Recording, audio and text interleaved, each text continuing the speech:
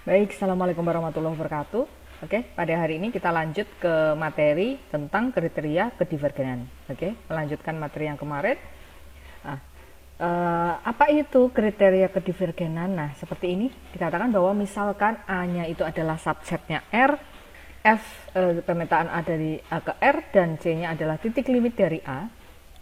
Nah, di sini kalian perhatikan kriteria kedivergenan yang pertama adalah jika L elemen R, maka F tidak mempunyai limit L di C jika dan hanya jika terdapat barisan Xn di dalam A dengan Xn-nya tidak sama dengan C untuk semua n elemen N, sehingga barisan Xn konvergen ke C, tetapi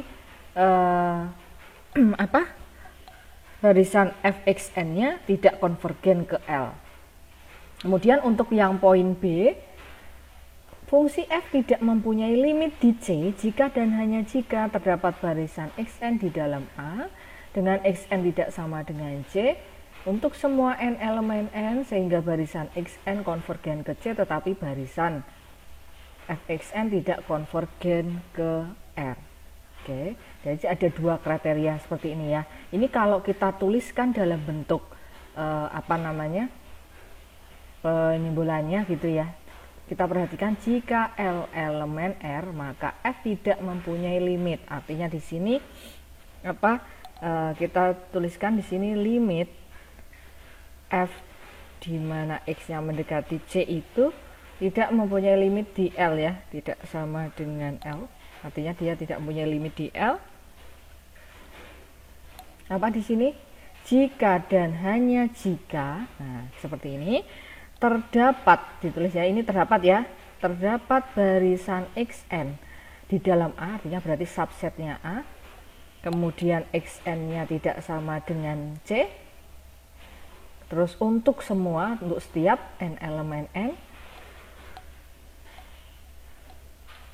sehingga barisan Xn konvergen ke C, barisan Xn konvergen ke C, sehingga pada saat barisan Xn ini konvergen ke C seperti ini, tapi barisan Fxn-nya tidak konvergen ke L, gini ya. Jadi ada panah seperti ini, konvergen, saya coret sini berarti artinya tidak konvergen. Itu poin yang A, cara penulisan dalam bentuk penyimbolannya ya. Kemudian yang B, F tidak mempunyai limit di C. Berarti apa? Limit F-nya tidak ada, limit F di mana X-nya mendekati C ini tidak ada, gitu ya. Oke, nah tidak ada jika dan hanya jika terdapat barisan Xn di dalam A, berarti subsetnya A, dengan Xn-nya tidak sama dengan C untuk semua n elemen N, sehingga barisan Xn konvergen ke C, gitu ya, tapi barisan Fxn-nya tidak konvergen ke R, artinya di sini adalah divergen, begitu ya, divergen atau tidak konvergen ke R seperti itu ya. Ya, oke. Nah, sekarang kita ke contoh aja ya. Kita ke contoh aja. Coba next.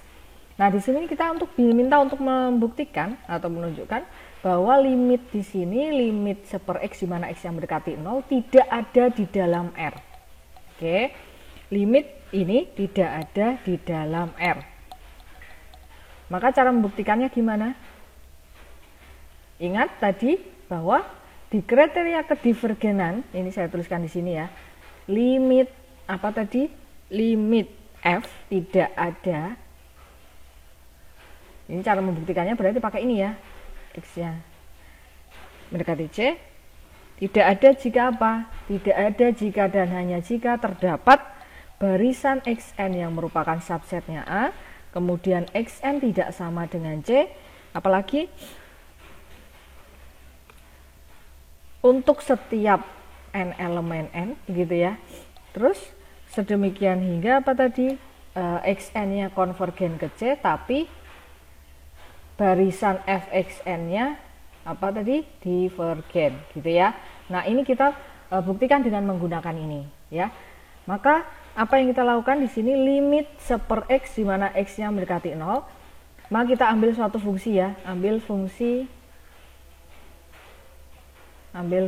apa di sini, misalkan di sini fx,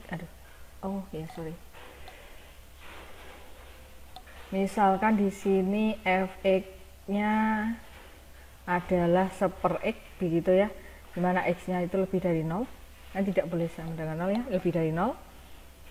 Maka di sini apa yang kita lakukan? Nah, sekarang untuk membuktikan bahwa limit f tidak ada, itu jika dan jika ini nih, terdapat xn yang merupakan subsetnya A. Ingat, kalau terdapat maka apa yang dilakukan? Kalau terdapat maka yang dilakukan adalah pilih gitu ya. Pilih barisan xn. Oke, yang merupakan subset dari R. Nah, sekarang siapa yang dipilih xn-nya? Dengan xn-nya siapa? Dengan xn. Siapa xn yang dipilih? Kita pilih xn-nya adalah 1 per n gitu ya, untuk setiap n elemen n.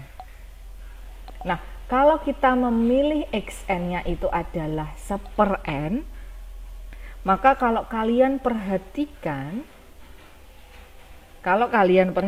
apa, 1 per n itu diperoleh gini ya, diperoleh bahwa pada saat xn-nya itu adalah 1 per n, maka xn sama dengan 1 per n, maka dia kan semakin mendekati apa? Semakin mendekati 0.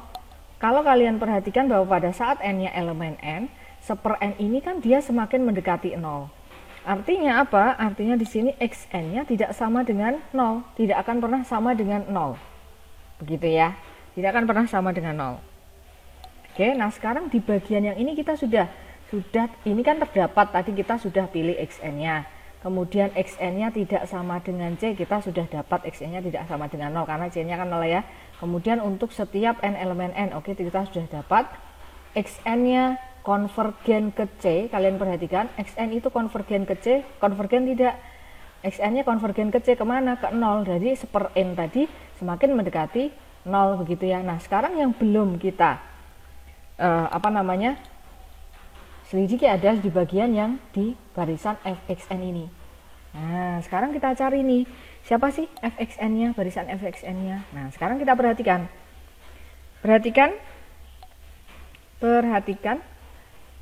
fxn sama dengan apa? Kita tadi memilih fxn-nya adalah 1 per n, maka di sini f 1 per n gitu ya. F 1 per n. Nah, siapakah fungsi 1 per n ini? Kalau tadi kita punya yang namanya fx-nya adalah 1 per x begitu ya, maka f 1 per n-nya itu apa? Berarti kita tinggal substitusi ke dalam fungsinya gitu ya, maka dia 1 per apa? 1 per n gini ya. Berarti hasilnya adalah n. Nah, kalian perhatikan di sini n ini kalau kita punya suatu fxn, suatu barisan n gitu ya, n, maka dia termasuk barisan apa nih? Divergen gitu ya, karena kan dia tidak mendekati siapa? Tidak ada. Konvergen itu artinya dia semakin mendekati ke satu titik tertentu. Sedangkan ini membentuk hasilnya adalah n. Maka apa? Kita simpulkan bahwa fxn-nya